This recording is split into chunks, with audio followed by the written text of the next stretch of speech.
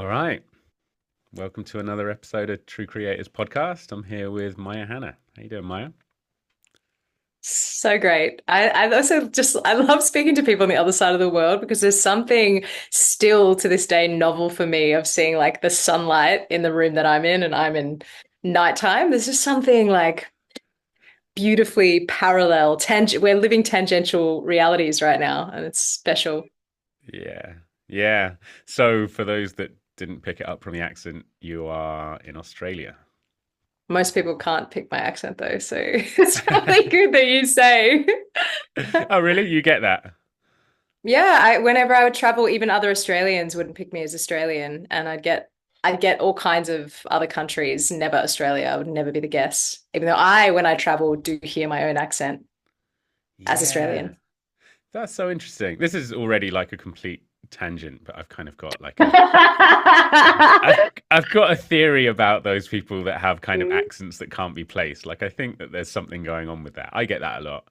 I feel like I've spent a lot of time outside of the UK, and so my accent has changed. But then the way that I grew up is a particular way, and then I love voice and audio and accents and story, and I think that once if you have a love for kind of voice and art Mm, by voice, mm, then your voice becomes so much less of a representative of like the average country you're from. You know what I mean? Like it's mm. less of an average and more of like a unique thing that's yours that people find hard to place. That's my theory.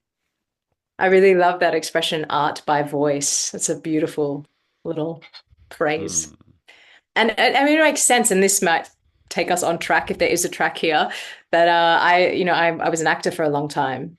So I've worked a lot with my voice. mm. And typically, the typical Australian accent that people think of, it doesn't hit the ends of the words properly. There's a little bit of a slurring, dropping off sense. So potentially some of my acting history has un-Australianed me Right, like accent-wise. I end it out of it. Yeah. Yeah. Okay, so part of the reason we're talking is specifically you made a post about leaving theatre in 2019, which really caught my eye. Um, and the way that you describe it now is that you were previously an actor. Um, you have a background which says theatre, so I imagine you're still involved in theatre in some way. But I'd love to just kind of track your process of an artist and coming up to that post that you made about your departure in 2019. But I'd love to hear about kind of where you began, Mm. kind of creatively, and what was your creative aspiration like when you were a child? Were you always artistic? Was there a point where you were like you decided to make the leap and kind of go all in, versus other interests that you had that were maybe a bit more safe? Um, yeah. So broadly speaking, like how would you describe yourself as a creative person when you were younger? I do remember when I was a kid, whenever I was asked, what do you want to be when you grow up? And I would say I wanted to be a actor, singer, writer, scientist that lived on a farm in the middle of the city. Oh wow.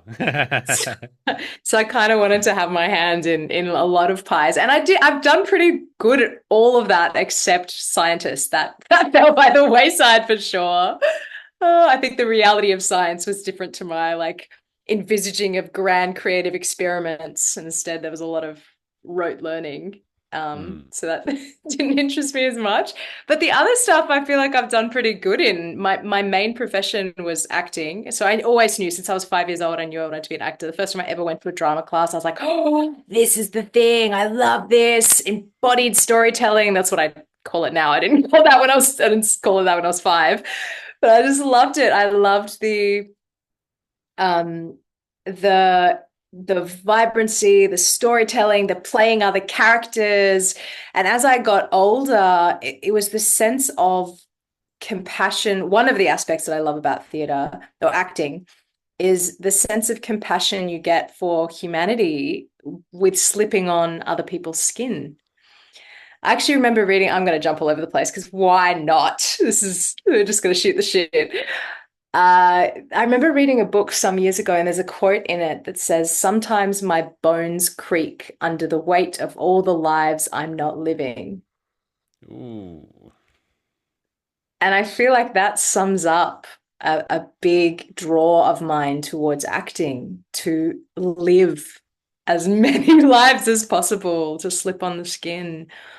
And to also, in another way, I wouldn't have voiced it like that back then, but to really explore all these different aspects of myself through the lens of character, because really these are just other me's that I aren't necessarily my dominant personality, which is really just a character I keep playing.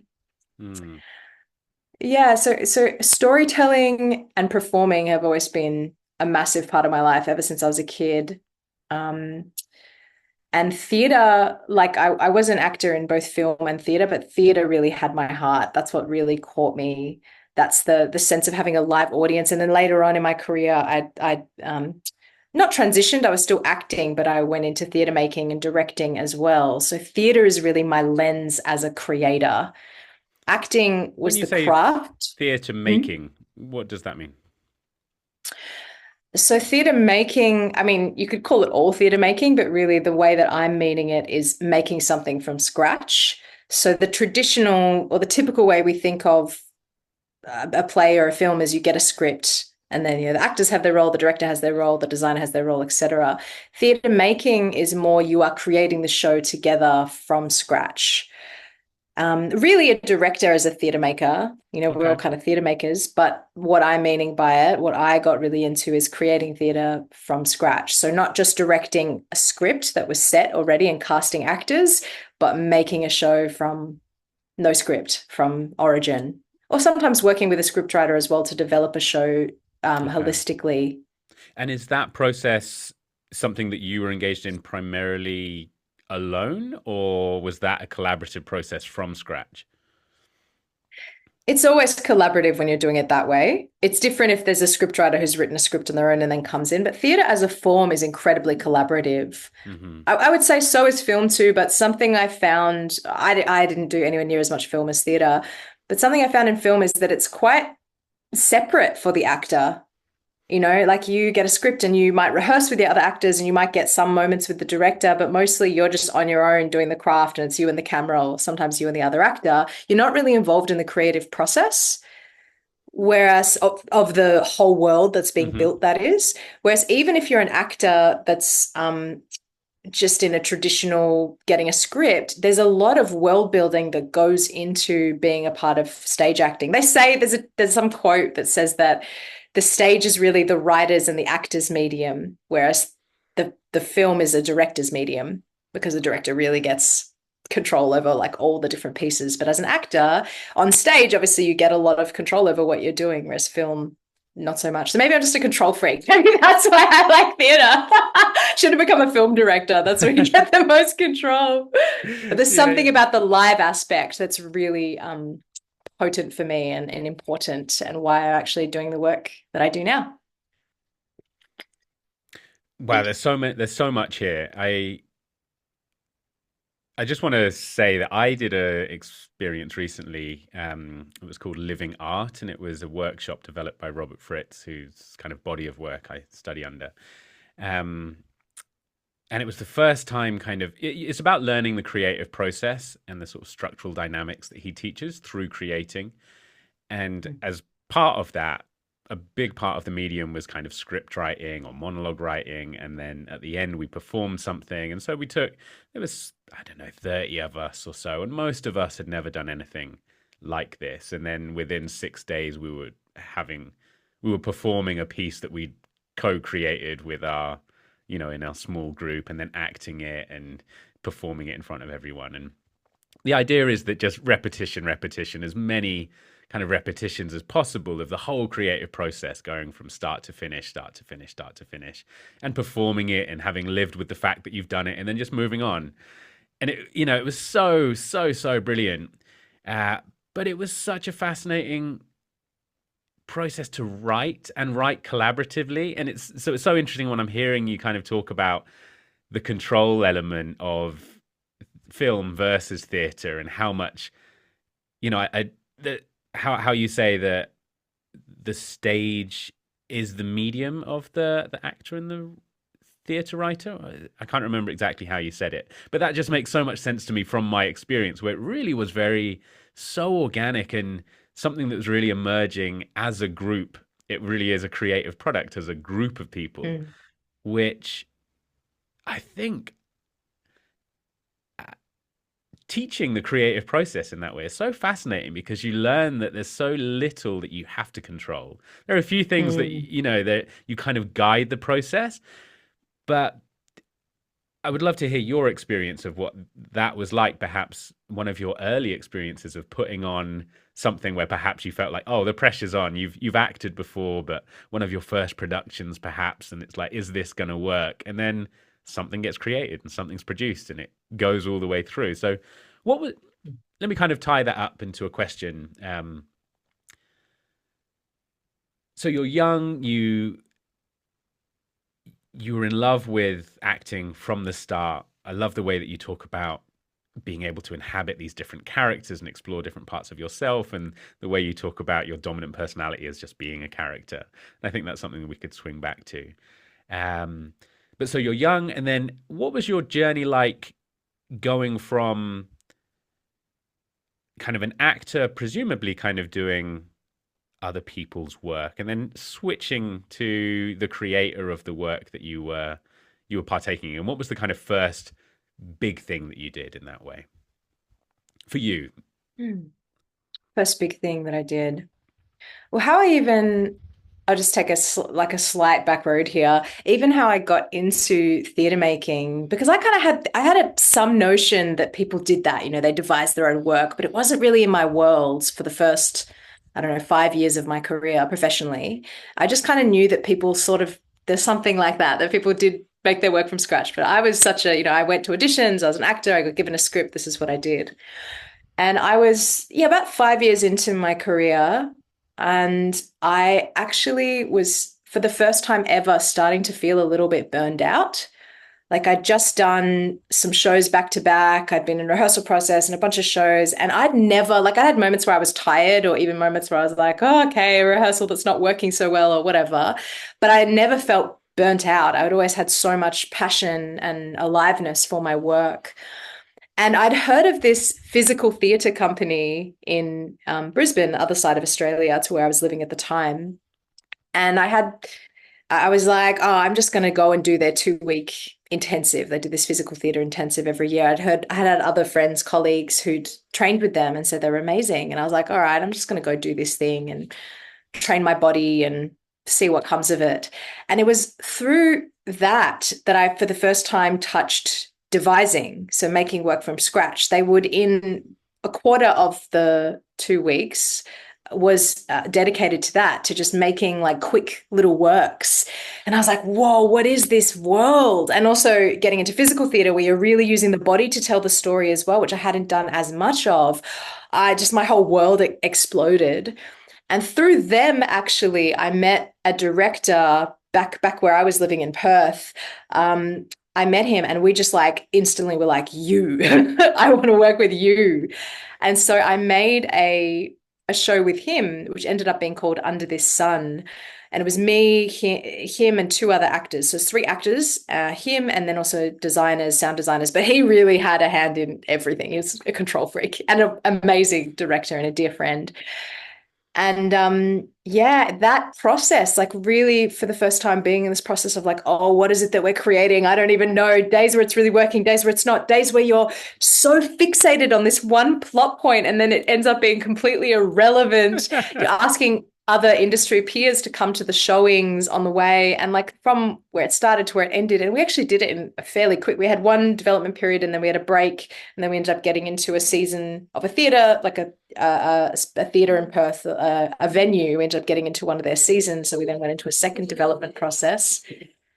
And yeah, that was my first experience of fully making a show from scratch all the way through. And that show did really well. Like it won awards, it got picked up for a second season.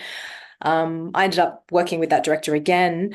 But yeah, there was something around just the creation of the show from scratch, of the world, of seeing the journey that how much my character changed from the beginning to the end. I think her name came in pretty early, but almost every other detail completely changed. And seeing also the storytelling process from that perspective, when you're getting new, fresh eyes in and seeing like, wow, we were so fixed on this one thing and it ended up being unimportant or didn't even read for the audience, like really getting a sense of the process all the way through. There was something special about it that reignited my love of the craft. And it was from that point that I started also making my own work and working as a director. Acting was still my bread and butter, and I still did a lot of scripted work, which I still loved. Like, I love the craft of acting and getting a script and bringing it to life for sure.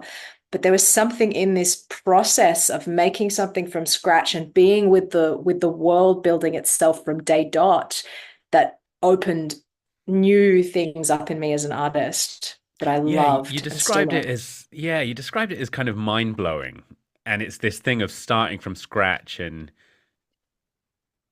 then bringing something into being that never existed before. What was it? What was it that was mind blowing? What was it that was mind blowing? Okay. Something that I call God's choreography. I use this term a lot with my students. It's the things that you never could have expected that just emerge in a world that you're building. And it happens in the acting process too. But the other place where I'd really felt this was in my writing. And this was like the merging of those worlds, plus watching it in real time happen on the stage. So you're improvising a scene or you're working on something to create it.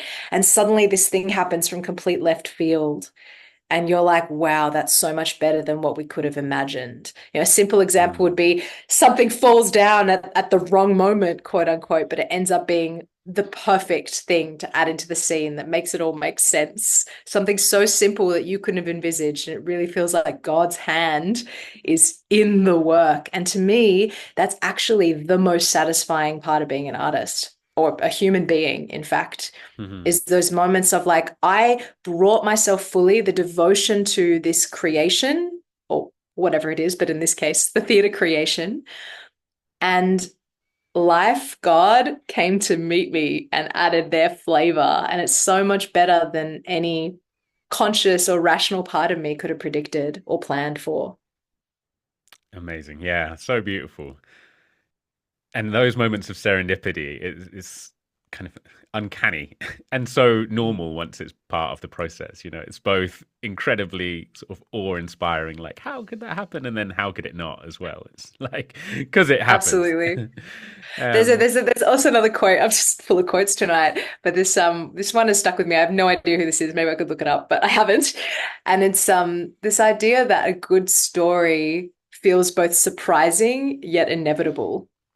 Beautiful. Yeah. And I've always loved that sense because that's the sense that I get, not just with theatre making, but in life. A thing that feels really correct in my life. That's the feeling of it. It's like, whoa, I could not have expected that, but of course. Yeah, But but of of course. course. Yeah. Yeah.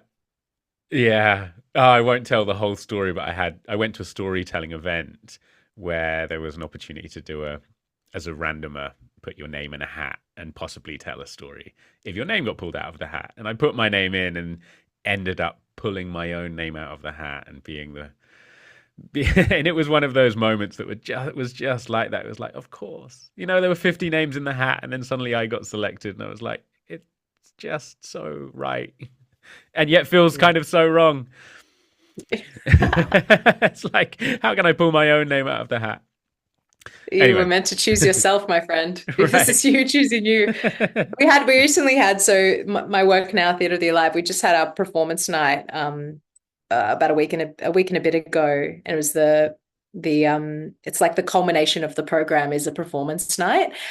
And it was pouring down with rain. And I love immersive theatre, so theatre that is all around and not in a traditional setting. So the theatre that I started to make, what I started to move more towards when I was working even in the arts industry was non-traditional theatre settings. And so we were at this incredible venue. It's a property in beautiful outside. And so some of the performers had planned their pieces outside and some were inside. And it was pouring down with rain and it had been raining all day, storming. And we had to like pivot on a few things. Like the audience was going to be out in the rain with them. And then we're like, okay. Initially I was like, they can just deal with it. But I was like, no, they're going to be out there for an hour. They're going to be mad or they're going to leave. So, okay. But the performers still stayed outside. But it just ended up being like a performer would flourish their hand or say something really dramatic and the thunder would go or the lightning would go. Like the quintessential God's choreography kept happening. And it just literally, the underscore was amazing. And then the performers who were outside were just getting drenched. And it was like the cinematography of it, because it also got filmed and it looks amazing. And then we finished, and 10 minutes after the show was done, it stopped raining for the Wow. first time in like 30 hours. I Wow. was like, oh, we just brought it on. Definitely fits the Theatre of the Alive title. It Amen. sounds, yeah. Okay, so let me just think of where we are in this picture. So you bring your first show to life, and it's a real success.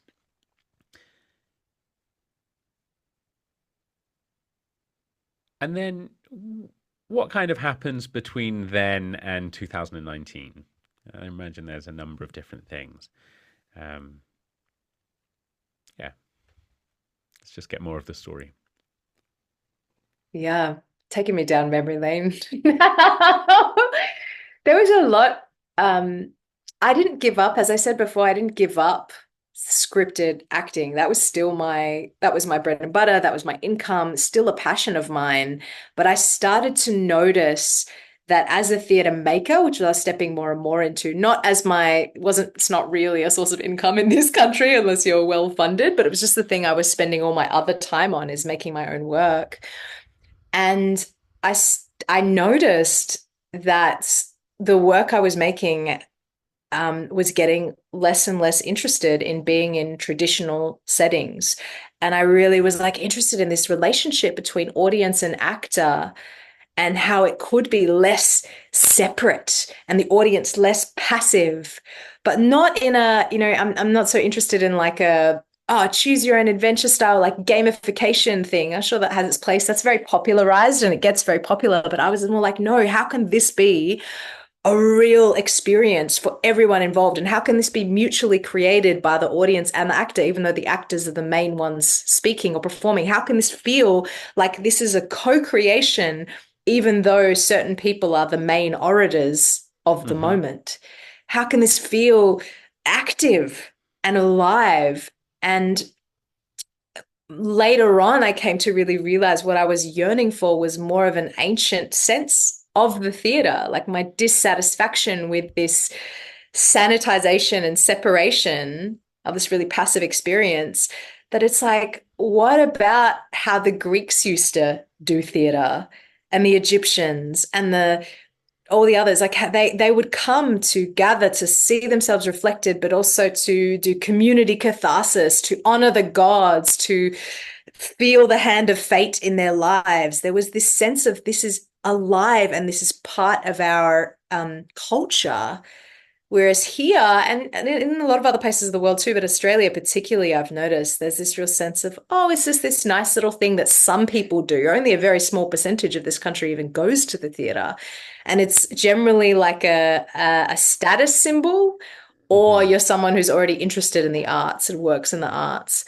And I was like, guys, we're watering this down. The transformative potential and the togetherness potential and the potential of honoring the divine and being a part of that sense, the awe, like the awe receptors, our awe receptors being active in that way. We're missing it by just creating these little sanitized pieces where it's just people in a living room having a family drama or some shit in a little black box that you just go Hmm. to for those moments and you have a passive entertainment experience. Boring. But I totally, I totally tangented there. But this was what I started to notice in my theatre making tastes, that I was getting more and more, less and less interested in quote unquote traditional theatre, which isn't actually traditional theatre if you go back Hmm. further, but what we consider traditional theatre, and more interested in how can it be less conventional but more alive. Yeah, it's one of the questions I had actually. It sounds like you were very committed from the beginning that you would do this as a, well, not necessarily even as a profession, but as this would be a part of your life. Was there was there any hesitation or doubt or kind of societal messaging that was a part of the way that you looked upon being in the arts that suggested that it was going to be difficult, or hard to make a living, or that kind of thing going into it? Or were you, were you just looking at what you loved and going for it? Well, I'm a pretty stubborn motherfucker, so that's one thing.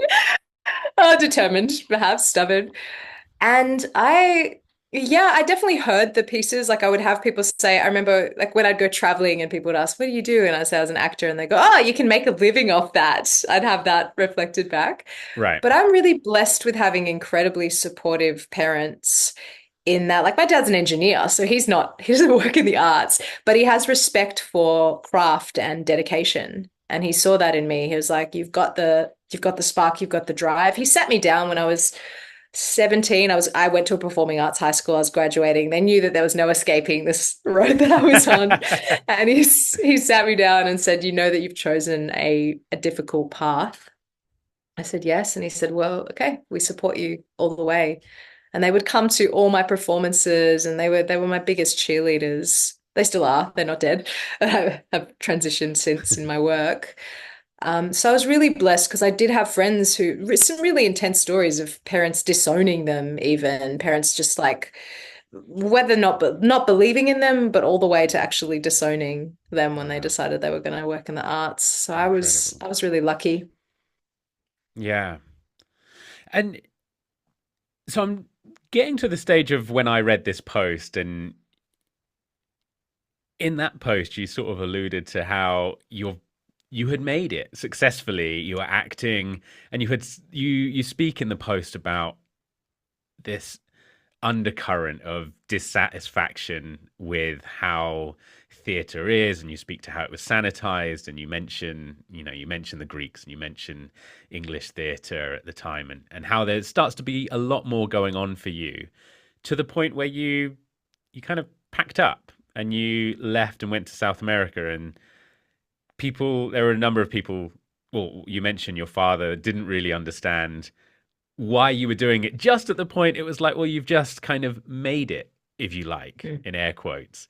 um what was that like for you? And I mean, from my perspective, I can see that the real thread here is that there's this really, as you describe it, stubborn, but very, very dynamic and express creative spirit within you that is really guiding the whole show, right? And so once that starts to experience a kind of incongruency with the world that it's partaking in, suddenly it's like you want to switch characters, you want to write a new play, or you want to write yourself or create yourself a new way of being in the world. So what happened at that point for you when you switched or went traveling? What happens, as in why did I make that decision or Yeah, or context? what were you I guess, what were you leaving into? What were you embarking upon at that stage? Because you were leaving everything that you had created. And what did you feel like you were going into, if it was pure unknown, or like what was the kind of North Star at that point, if there was one? Yeah, I actually had no idea in that moment. In the moment where I decided, it felt like it almost came out of nowhere. Now, in retrospect, I get what was happening, but in the moment, I just had this clear message that was like, this chapter is done. And it made no sense. I was working with the company that I'd moved to that part of Australia for. I was I had been in great roles. There was no reason as to I was still loving my work. So, but I just had this sense of it is time to close this chapter.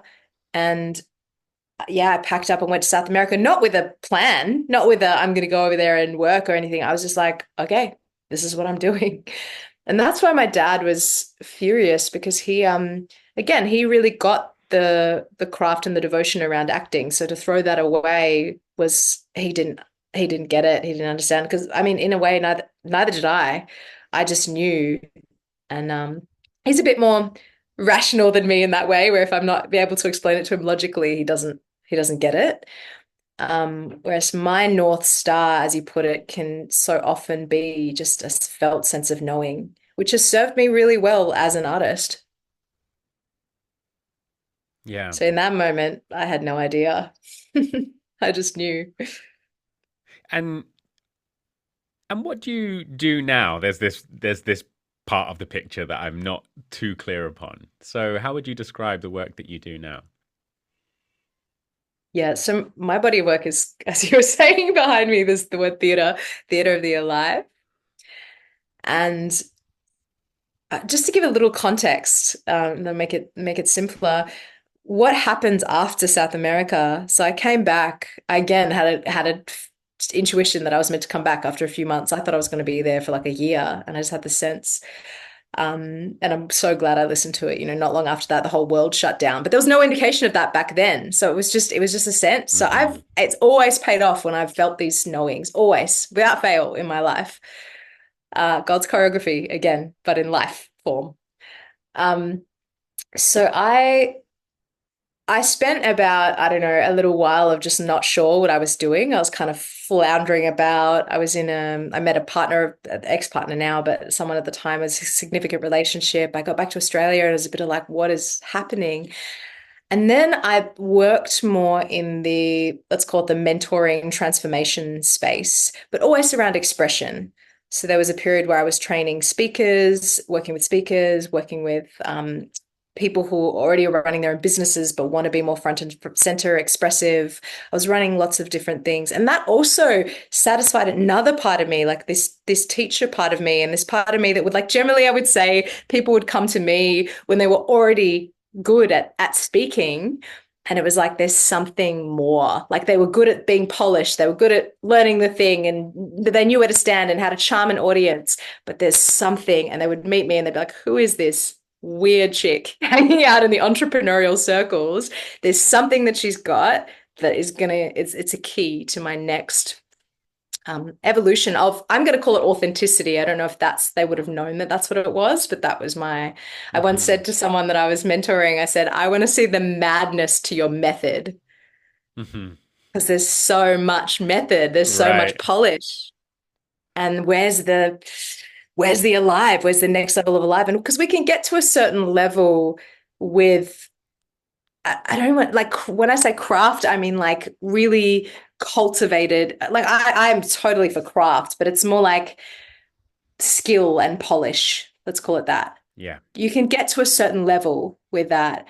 And then it's also like we want more of you. We want your genuine vulnerability, which isn't, people think vulnerability is like being on stage and crying. Some people can do that. It's not vulnerable for them. But can you expose and reveal more of yourself, which doesn't mean going on stage and spilling your trauma story per se, but it's like, can I actually stand on stage naked, so to speak, and really invite people into a genuine human moment, no matter what it is I'm speaking about, no matter if it's I'm going to do a presentation in front of CEOs or a TED talk, or I'm just speaking to my clients, whatever, can I actually invite a genuine human moment? Because that's what we actually want, is to see a beating heart on stage. Not the Hmm. polish, not the perfection, not the bag of tricks and charisma. And I know this because I'm full of fucking tricks. I've been on stage my whole life. I've got all the words. And it's not satisfying, least of all to me. Yeah. And I think as creators, those are the ruts that you can get into when there's this paradox of skill and craft where Mm. you become more equipped with skills to hide behind, or and it's not Exactly. even hiding in the sense that there's any intention there. It and that's part of the mystery of it, that to find that trueness of expression when there are so many kind of formula or forms that you can turn to just to just to skate on through whatever that tricky moment is. And I think Yeah. coming from a background of sort of improvisation and freestyle, that's one of the things that I really notice, where the better you get, the more you can Pick yourself. you can sort of get out of the most beautiful moments are when there's a real moment of God's choreography, when there's a sticky moment and the unexpected occurs and you go, oh wow, and that was so perfect, Yeah, versus leaning back onto your strong foot when when it gets a little bit intense. So exactly. I certainly understand what you're saying there. Um, when you started to explore entrepreneurship, so what was that like for you? Going from you're an actor and you're a theatre maker, and now you're surrounded by entrepreneurs and you're offering services in quite a different way. I'd love to know if that was what that transition was like and what you were telling yourself in your head. Was it a challenge? Mm. Was it just, this is a new role I'm playing? Like, what did that Mm. look like for you? Mm. It wasn't a very linear journey. It kind of just happened all at once. Like I fell into it. My partner at the time took me to like a personal, it was an NLP room, like neuro linguistic programming course. Like he just struck a deal with a woman who was running it for me to come for free. And I was like, I like linguistics, cool. And I just suddenly fell in with this whole like just met these like on different entrepreneurs and I was like, oh, this is a different energy. There's something about the can-do attitude and the like crafting your own life of entrepreneurs that I appreciate. But it was my first time really in those kinds of circles. And pretty much straight after that, I started like signing up clients, but around expression. It was actually quite audacious. I was reaching out to people who had been in that container about it, and they all said yes, because they were like, yes, strange expression girl. And I didn't even really know what I was doing. Like, I knew what I was doing in terms of teaching. As soon as someone was in front of me, I knew.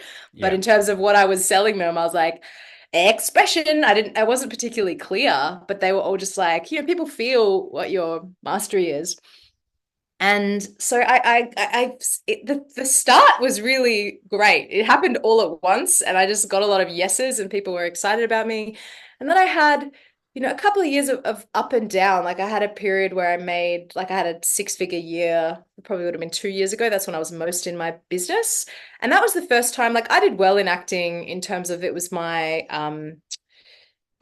life. I was working pretty much constantly. I could afford to go travel, but I was living in a different, I guess, income tier. Hmm. And I hadn't really ever even thought about it because I was just like, cool, I can do whatever I want. So money had not been an issue, but it definitely hadn't been like abundant. So that was also a break of that threshold. And this is something I'm passionate about now as well, is like there's so much that artists feel trapped by or that they have to contort themselves into because of lack of funds. And getting this sense of like, oh, this is what financial freedom's like. It's not even something I've thought about before. So that kind of blew that part open for me too, of like, wow, I really do want to live a life by my design. And I felt I had as an actor because I was so devoted to my craft, but it's still, you have to, adjust to other people's timelines around that. So my sense of living a life by my own design really came in strong. And yeah, there was ups and downs in those first couple of years of me like alternating between really leaning in and kind of freaking out and what am I doing? And I'm really clear. Like I went through a bit of that for a while and really loved teaching and really loved working with people in a more transformative way. And yet, yeah, again, something wasn't quite there. And I didn't even fully know it at the time because I was just learning. Like I was learning business, I was learning how to work with people, I was learning all these things. So there was a lot of satisfaction in the learning. And I'm someone who, perhaps from being an actor and playing characters, I tend to, if someone offers me a new lens, like a mentor or something, I'll go, cool. I will give that a go. And so I had business mentors and different things, and I was trying stuff on. But another thing about me is, as you may have noticed through my story, if something isn't in complete alignment with me, if it's not 100% it, I'll stick with it for a while because I'm like, cool, what's here, and then I'll burn that shit down. Like at some point, Mm. if it's not it, if I'm not in full resonance. So that's what I did with my business a couple of times that I particularly of note did it was like the beginning of last year after like having a successful year, my most successful year, and working with people and getting a lot of satisfaction from it. Something in me went, nah, and I burned it down.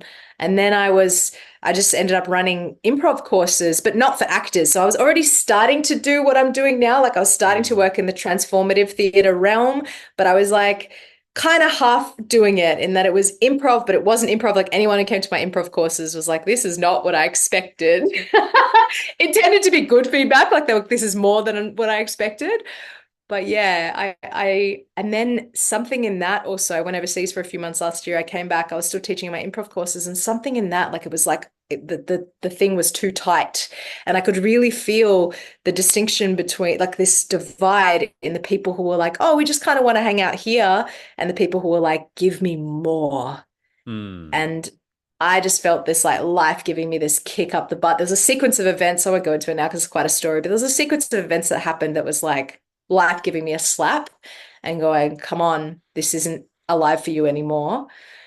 And so I came to Theatre of the Alive, which is a culmination of my life's work. And culmination makes it almost sound like, and here it ends. No, no, this is just the beginning, but this is the first time I felt as obsessed with something like since I discovered theater making back in the day. But there was something about that culture around it that didn't quite work for me. And I stuck with it because I loved the craft. And then I got into, the more like entrepreneurship, people who are like creating their own things. And I was like, oh, the culture of can do around this I really love. And also the depth people go to in themselves, Hmm. I love. But where's the artistry? Where's the Right, right. craft of that? So this is my amalgamation. How many years was that between theatre making and theatre of the live? It was kind of starting your script writing, bringing things into being from scratch, and kind of landing on this culmination as you describe it. A decade. Yeah. Like from when I first started making my own work. So not acting, that was earlier, Hmm. but yeah, from my first ever show that I made from scratch in collaboration till Yeah. now, till this year, it's been a decade. So the things that are standing out to me as you tell your story is, in that way that you're always following your nose, and yet it's not necessarily completely, it's like not the whole thing. You can tell that you're sort of sniffing out something bigger, something greater. And I just think that's so important a lot of the time, that you can be on track and not actually see what you're on track for a decade. Or it sounds like the theater making was that it was like, oh, this is it. And then there can be this Mm, period of time where it's not like you are not creating, or kind of lost by any sense. And yet, mm, there's a lot of experimentation and tinkering, and until this next thing kind of emerges and you sort of get it in retrospect, if you like. It's like, oh yeah, mm. there's this, and there's the can-do Oh, attitude from the absolutely. entrepreneurship. Yeah. And the other thing that I kind of want to highlight for listeners and for myself is, you know, I come into this work as just having so much admiration for creators and artists, and having certainly a creative spirit of my own and a love for language and words and music and expression. And yet the actual creative process of, oh, how do you make all of this stuff and bring it together in a way in a way that the follow through produces something, And then it kind of becomes the foundation of your next thing. And that's like when you look at people who have built careers, like the way that you've told this story. And this is just, this is very cursory, sort of broad brushstrokes, but there's this amazing evolution of your artistic story.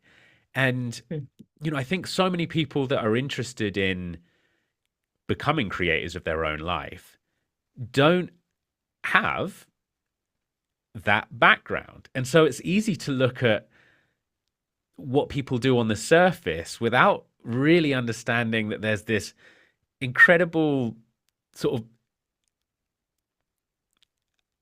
not just craft in the skill sense, but there's fluency with the creative process as a whole, where you're not so attached.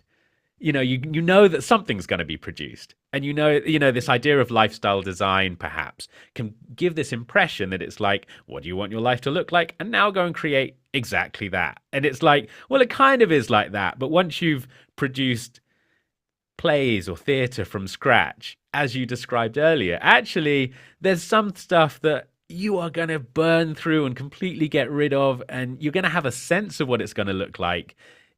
And it is going to look a bit like that, and yet it's going to also look completely different in a way that's so important as a creator, to kind of stay flexible, be guided by this thing that you are bringing into being, and yet also be very unattached to any of the particulars. And I think that was kind of echoed in your story when you talked about burning your business down and also getting rid of these key plot points that you've just obsessed over. It's just like, this must be it. So you're speaking about the theater of life right now, hey? Right.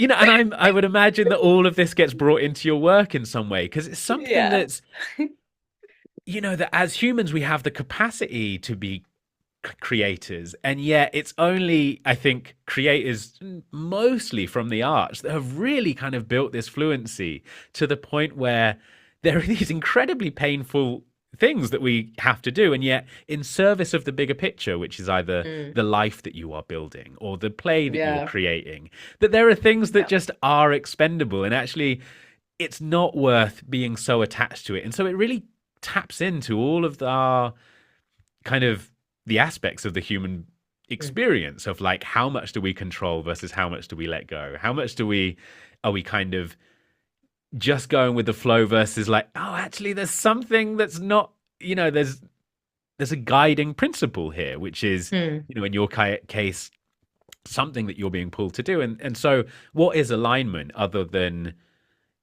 having something that you're being guided by and guiding, kind of referencing where you are in relationship to that, which is very different to just, I think, ideas of surrender, period, where it's like, you could go in this way, you could go in that way. And I think what's amazing about the arts is that there is something guiding you, and there is something that's saying like, it's this, not that. And I think for people creating their own lives, it's like, or wanting to be more kind of active in the creative process of their lives, their business, their relationships, they're all of these things, that there is actually there's a knowing, there's a sense of what you're trying to build, and that actually that's a really key part of this whole process. So I haven't got a question specifically, but if there's any way you want to riff off any of that, then I'd love to hear what thoughts come up. There's so many places I could riff here. First of all, I just want to say, I'm so with you.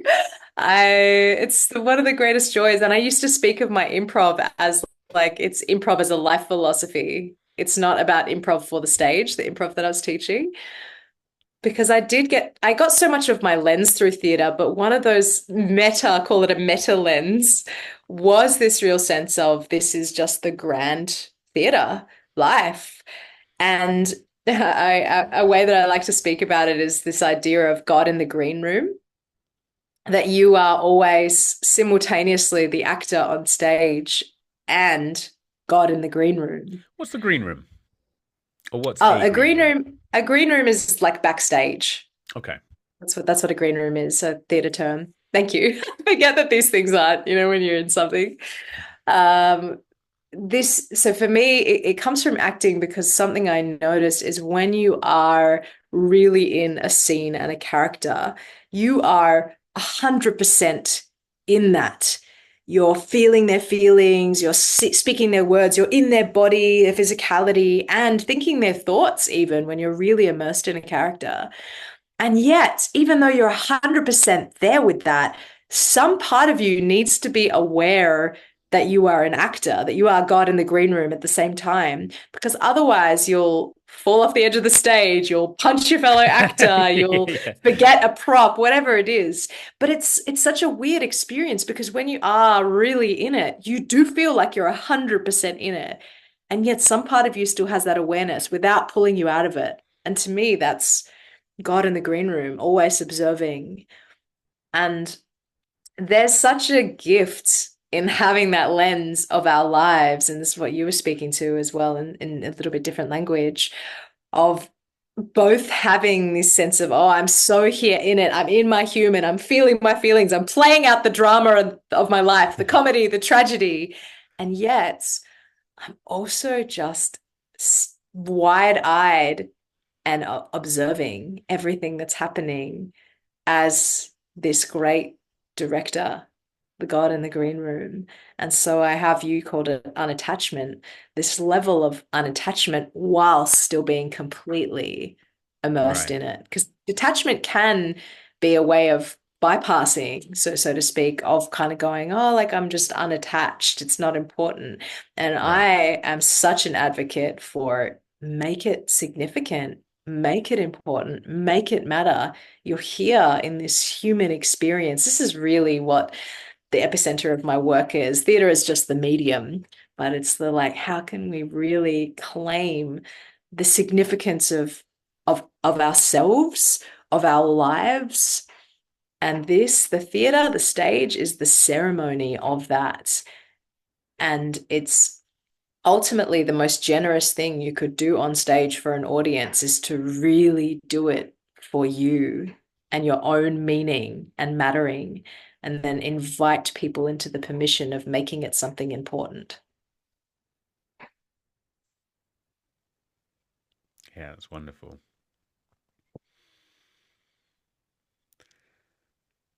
Yeah. Gosh, there's so much there. Um,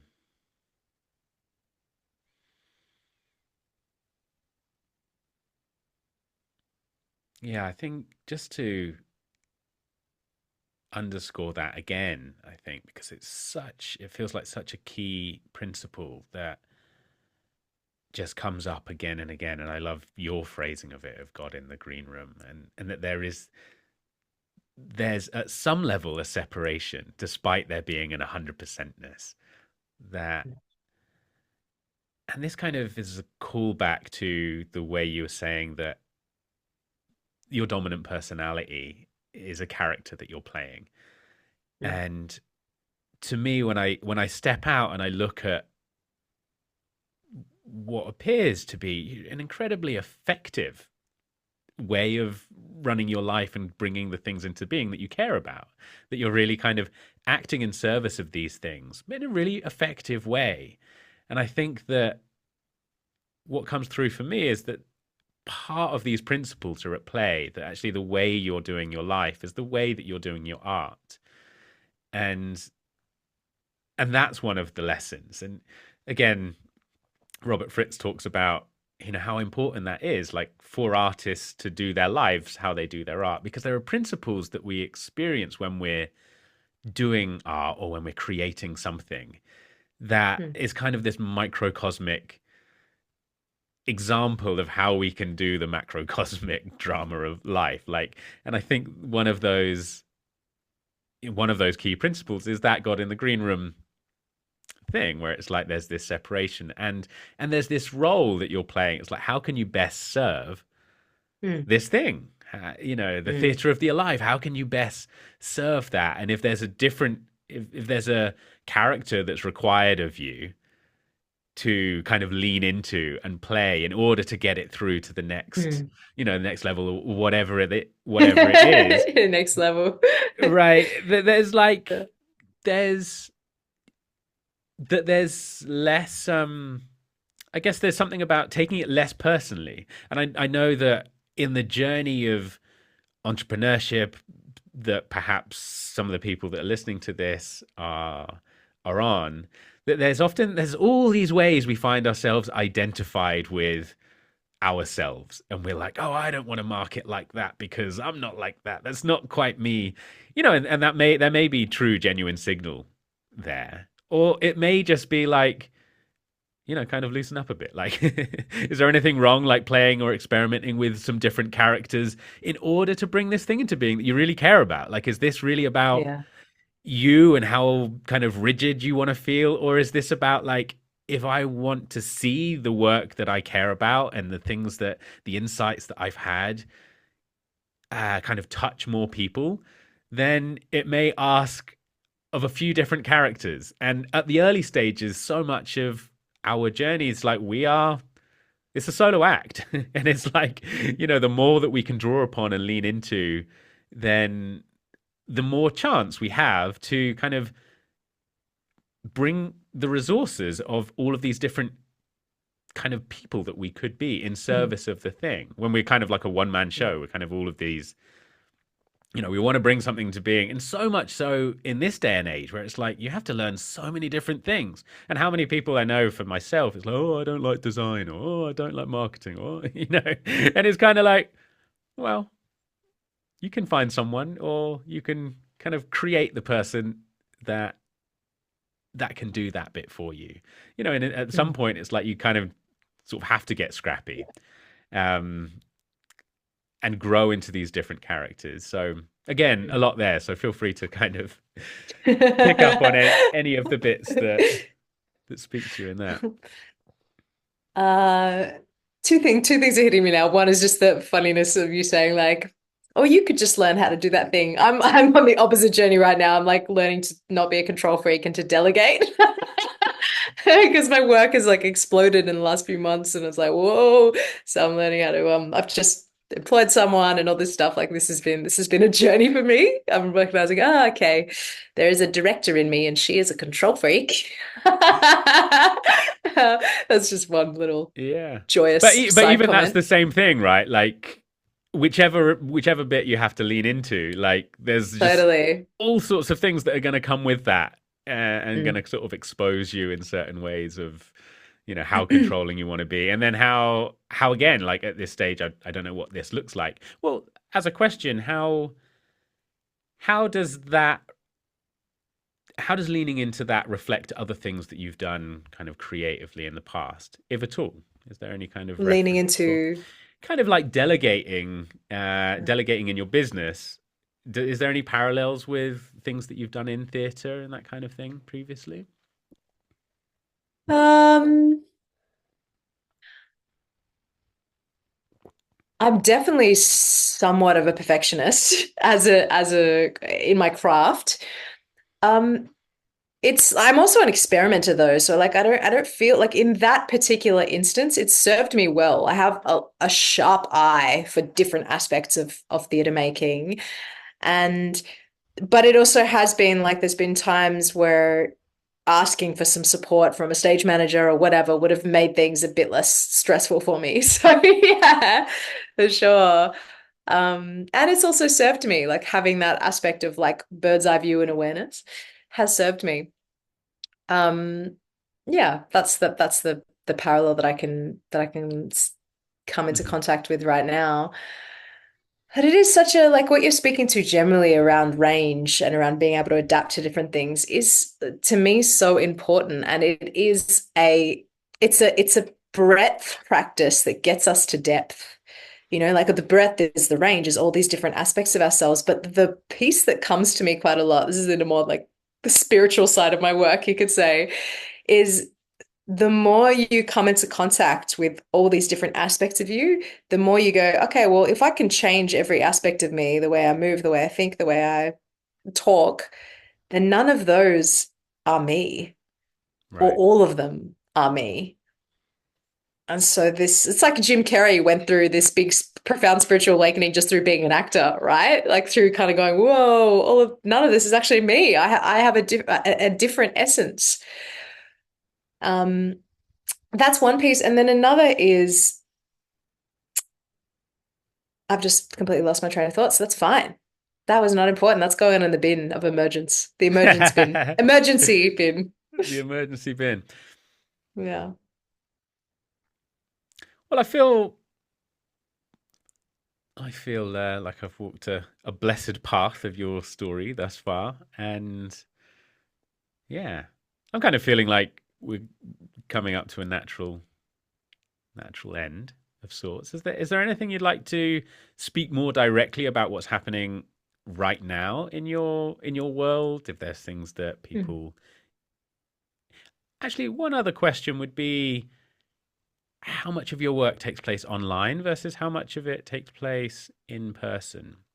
Um, and I'll frame this a little bit from my own personal curiosity that I think the last decade has been so interesting for so many of us who wanted to have more control of our income and freedom and geographic freedom and all of those things. And the online, making money online is amazing in that regard.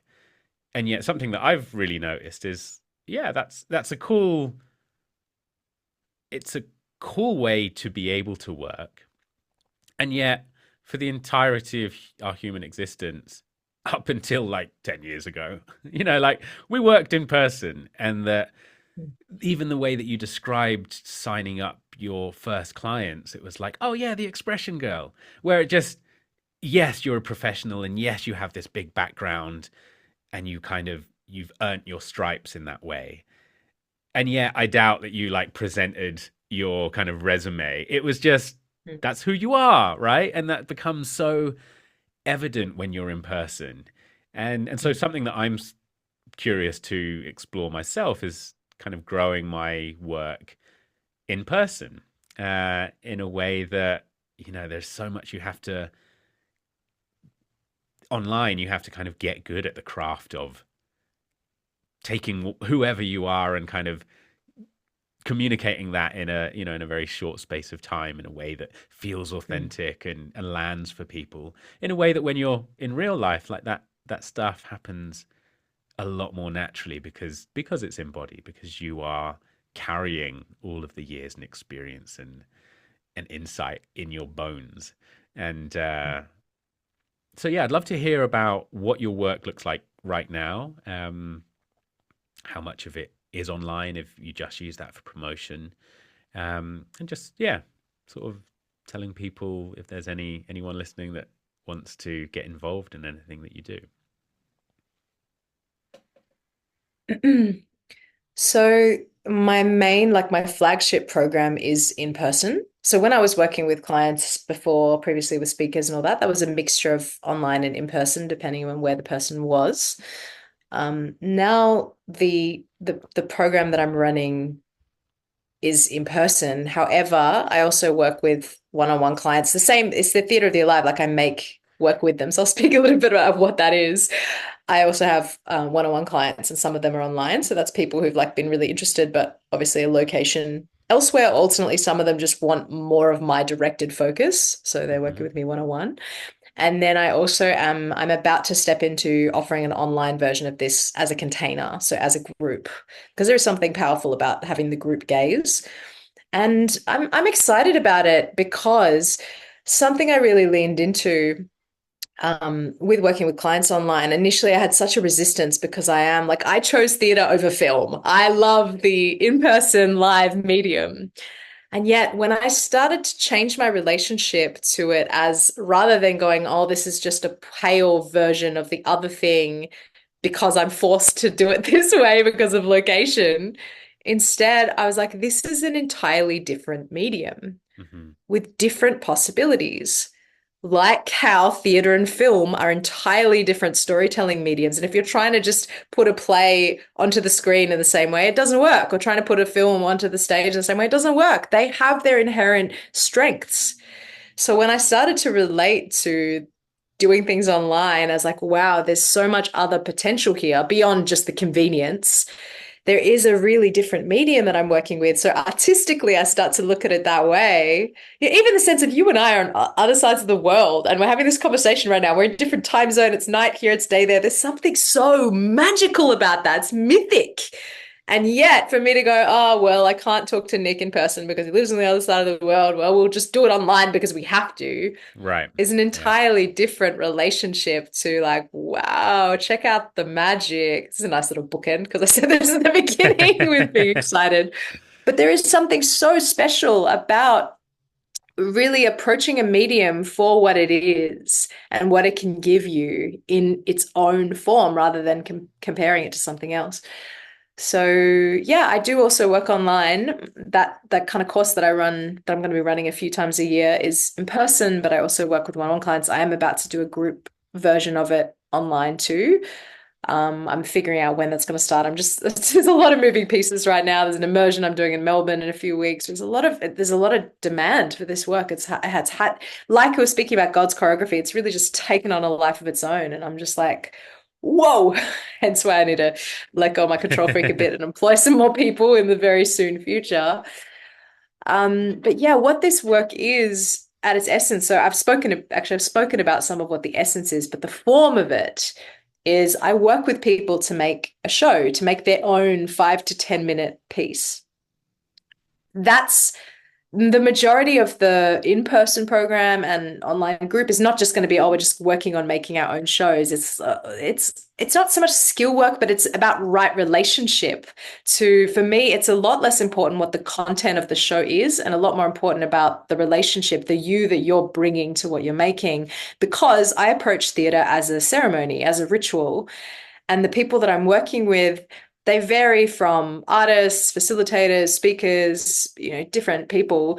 But some of them, they're really like, okay, I'm in an era where I'm anchoring in my artist. Some of them are like, I just need to reclaim my own expression. Some of them are like, I know I've got a really big message to tell the world, but I haven't quite fully landed in it and in its significance yet.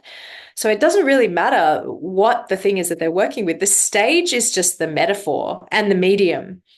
And you stepping onto the stage, it's a heightened experience of you deciding to claim what it is that you're claiming, which isn't just you stepping on stage and going, I'm claiming this thing. We're doing it through an artistic lens. But the content or the way that you do it, it could be singing, could be comedy, could be whatever. Like that's less important than like the you and how you're stepping into it. And then what I do is I'm offering different things, but I'm working with you on the emergence of what the piece wants to be based on what it is that you're wanting to claim and create in Great. your world. So I'm not working with actors. I had a bunch of like professional musicians in my last round. This next round, I've got a lot of witches. So like people who work in like very witchy fields. So the flavor is always different. But for me, the theater is just the medium.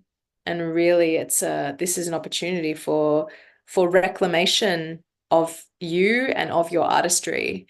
And yeah, the show is not the point. I can't say this a lot to my students. I'm like, the show is not the point, and it also is. Right, right. It's the culmination, it's the climax, it's the signpost of like, I was here, this is important, this is what I claimed. The audience is my witness to really anchor what I'm anchoring in. And so that's the point of like we don't spend, as I said, we don't spend the whole time making the performance. They do in the one-on-ones with me and different in their own time and stuff. Yeah. But it's more around like you being in right relationship with yourself ultimately and your artist, but your artist as a creator of not just this work, but of your entire life Yeah. and the meaning that you ascribe to it. It sounds so like a fascinating process to go through, and from my own personal the things that really make me alive as far as the coaching or transformational space goes, it just feels like so in the pocket of the things that I admire, because it's that paradox of, oh, it is the performance but it's not the performance, or it's not the performance but it is the performance. And I think Mm. there's so much stuff in kind of transformational work itself that can be this inner experience, or even psychedelic journeys. There's so much interior shifts that take place when you start exploring your relationship with the world. Mm. And what I love about what you're speaking to and offering people is that it's all of that and there's something that gets created, and it's, and you can kind of point to it, and I think that's just such a,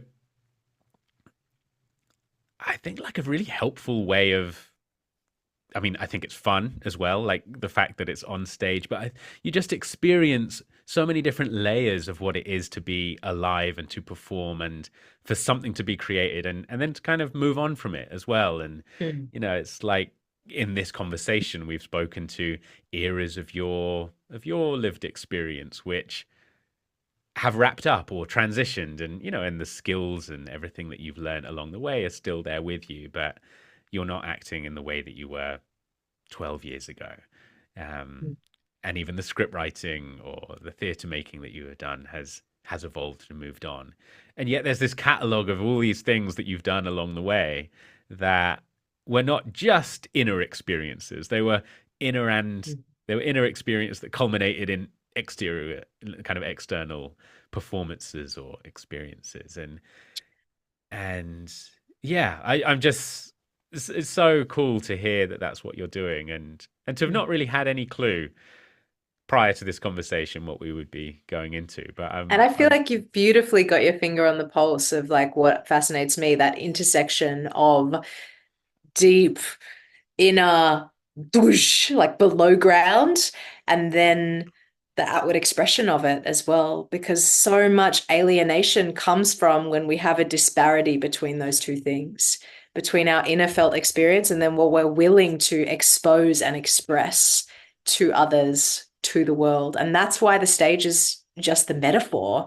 It's right. it's heightened because you've got all these eyes on you, but are you willing to really go, okay, this is me. This is my expression. This is my creation. And it just adds the ceremony or the ritual aspect is the like, cool, this is the heightened moment where you claim through your piece, through your art. But yeah, that intersection, but that meeting place of the really rich, authentic, deep inner experience, then being given platform to be outwardly expressed. So we can actually see how beautifully we're received and met too in that, how actually Hmm. ultimately super generous it is to share that with an audience. That's such a passion of mine because yeah, let's get more honest. Let's get more honest. Let's get more artistic. This is Yeah. the place. This is the juice. And I'll also add, like, I think so many of us are in this space because we want to create, a more free, a more loving, a more artistic world of belonging and community and all of those things. And through the little that I've experienced of the world of the arts, it's like such an incredibly long tradition of exactly that. It's like these groups coming together and bringing the best out of each other, and conflicts are happening, and yet there's the show must go on, and there's just so many kind of lessons that, perhaps in in the ways that you experienced Australian theatre kind of becoming sterilized, and it kind of becomes a little bit commodified, and and all of those essence that you're now bringing back in have perhaps been stripped away, and yet there is so much to work with in that. And I just think that for all of those people that are kind of change maker minded as well, that there are just so many lessons of becoming, kind of embracing your capacity as a creator and your ability to create, and that it's in these kind of environments or workshops or experiences that you can really go through that whole creative process to realize, like, oh wow, like you were as a script writer or a theater maker, it's like, make something from scratch. And what is the world of tomorrow other than something that we're making from scratch right now? And we're only Yeah. kind of limited by our abilities as creators and our abilities to collaborate, and all of that seems to be taking place in the way that you're running these things. So just incredibly cool. And I was so, I don't know why this emerged just as you were speaking, but when I did the post that you interacted with, that had you invite me onto here, the Why I Quit Theatre, I had this little, just before I posted it, I had this little anxiety that, oh no, what are my past colleagues going to think of this? Like actors, directors, others. Like I'm shitting on the industry a little bit.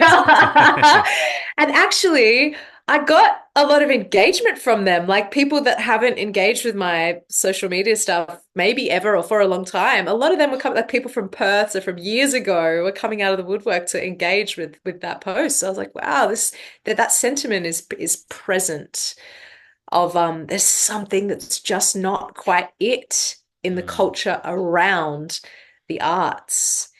And yeah, I don't think the solution is just like picketing the government or going, oh, we just need more funding or all this. It's a radical culture shift that we need. And it's not just amongst within the arts and the government. It's actually the way that other people, the way the wider community, their relationship to theatre and to arts is.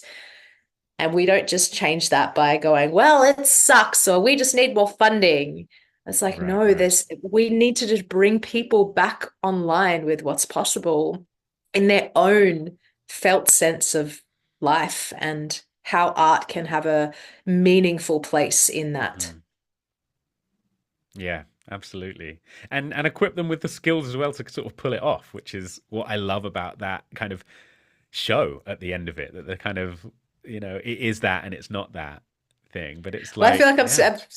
I'm slightly speaking about something different there. I did kind of tangent Uh-huh. because that's like so that's the theatre of the alive as it is now. The program right now, right, is working with Hmm. people. I was actually speaking a little bit about my interest of changing arts culture Hmm. as I go Right. along. I'm ambitious perhaps, but there's this real sense of like I want to also in the future in the next few years work with artists, people who are still in the industry and equip them with entrepreneurial skills. Like I'm not interested in being a business coach, like no, but I want to actually go, how do we change it so people are creating their own income, but also changing the culture that's around all of this, like becoming more self-sufficient as a culture, and then how do we spread that even wider beyond the people who are just working in the arts? So this is like my one of my bigger, I guess, mission statements with my work. Theatre of the Alive is like the Gotcha. program is one aspect of it, but I want this to be a a a catalyst for cultural change. Oh, it's almost feels cringy to say that, but it's true. And this has been an aspect of how the work has initiated me in like, are you really willing to stand your ground here and go, this exists? And it's and there's as you were kind of speaking to this a little bit earlier, and the way I speak about it is like loving something enough that you're willing to both get into and out of the way. Because you Mm. can speak about, oh, just get out of the way of the thing, but sometimes it's like, no, it needs you to fucking get in the way. You need to stand Right. on that pulpit. And other times it's like, I need to get the hell away for this to really birth.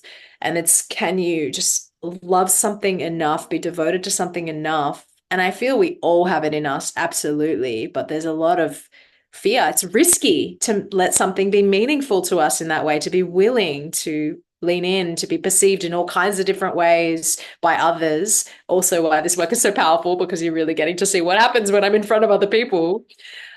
Yeah, that to me is another essence, bunch of essence. I say this is the essence of the bunch, but one of the essences is just like, are you willing to get into and out of the way of your own life to really let what is meaningful for you be transmitted for yourself Yeah. and for everyone else? Well, I think that really brings it back to the first message that I sent you, which was just, I think there's something about everything that you're speaking to which just captures and speaks to so much of that creative spirit. And I think that's the sort of inconvenient truth of being a creator. It's like there is this thing that you have the choice to stay true to or not. And often it's kind of like, it's that thing which like, oh God, is that a bit cringy? I'm not sure. But it's true, and when it's true, exactly as you said, like get out of the way and get in the way of it. It's like Mm, get into that and see where that takes you, because it's one of the things. I mean, you don't have to, and yet it's this opportunity that we do have as humans to kind of mm, act on behalf of whatever that thing is, wherever it comes from.